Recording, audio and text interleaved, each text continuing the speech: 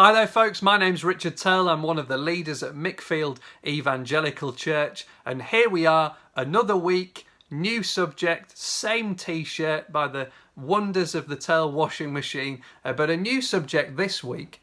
We're taking a look at 5 reasons why I wish I could but can't accept Christianity. 5 reasons why I wish I could but I can't accept Christianity. And today we're looking at the whole idea of I wish I could but can't accept Christianity because of the Bible's views on women.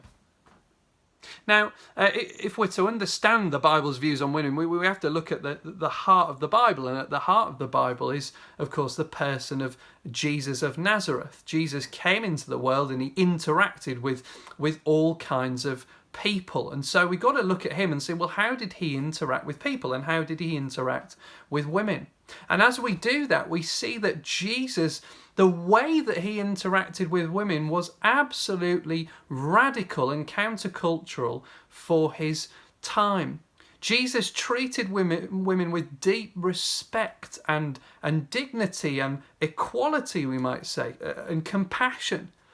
In fact, for his time, Jesus was scandalous in the way that he elevated women in general, involved them in his mission and in the early Jesus movement. But often what we see as well in those historical accounts of Jesus' life is that Jesus will elevate women, and often women who would have been shunned in society for other reasons as well. You see, Jesus will break down the gender divide. He'll break through the social conventions of his day on gender, but then also on other issues to do with the barriers of ritual ethical impurity or the barriers of social class. Jesus related to all kinds of people, male and female, from all sorts of different backgrounds, and he frequently, scandalously broke through the barriers and conventions of his day.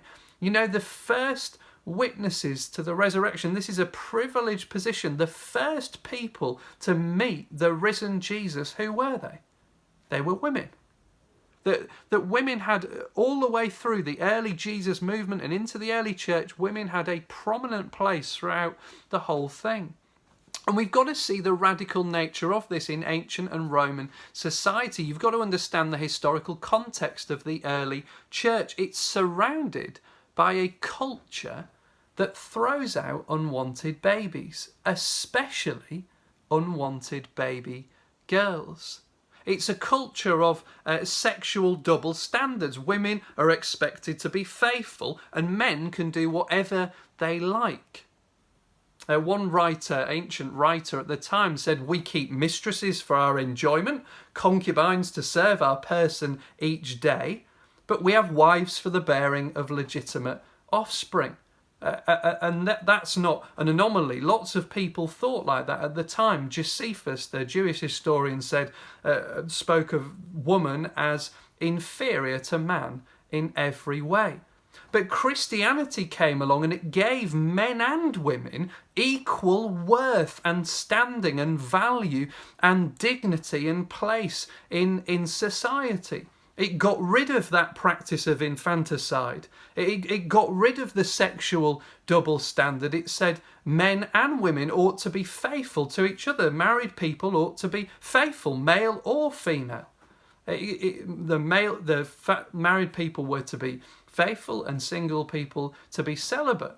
And of course that didn't always work out, but in principle and in practice as well, it would be fair to say that you were safe with Christians because they practiced a radical counter-culture, and this was massively attractive. Why on earth did anyone become a Christian in those early days of great persecution and trouble for Christians? Because Christianity was so radically attractive. It offered a radical counter-culture, and it does the same today. Why? Because Christianity says that men and women are equal and different. And our culture struggles with that, doesn't it? Bringing those two things together, equality and diversity, equality and difference. But the Bible always has done that, because our God is one God in three persons. Those three persons are equal, but also distinct, different. And God has made people like that, equal and different. Where do your views on women come from? Where do your views on equality come from? Perhaps they come from Jesus and the Bible.